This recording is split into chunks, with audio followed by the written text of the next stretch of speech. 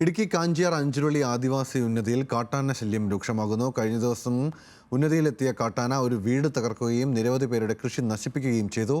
5 വർഷം മുൻപ് വൈദ്യുതി വേലി സ്ഥാപിക്കാൻ ഫണ്ട് അനുവദിച്ചെങ്കിലും കാട്ടാന ശല്യം കുറവാണെന്ന പേരിൽ പദ്ധതി നടപ്പിലാക്കാതെ പോയ മേഖലയാണ് ഇത്.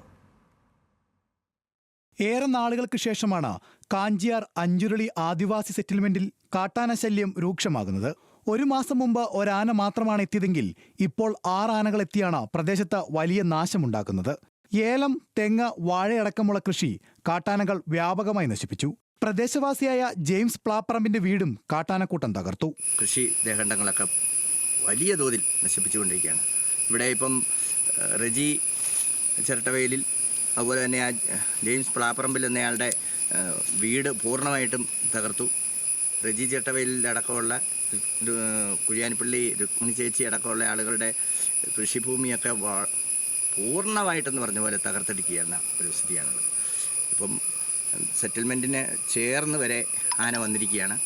സെറ്റിൽമെൻറ്റിലേക്ക് ആന കടന്നാലുള്ള സ്ഥിതി നമുക്ക് പറയാൻ പറ്റത്തില്ല. അഞ്ചുരുളി ആദിവാസി കുടിയിൽ 5 വർഷം മുമ്പ് വൈദ്യുതി വേലി സ്ഥാപിക്കാൻ വനം വകുപ്പ് 10 ലക്ഷം രൂപ അനുവദിച്ചിരുന്നു.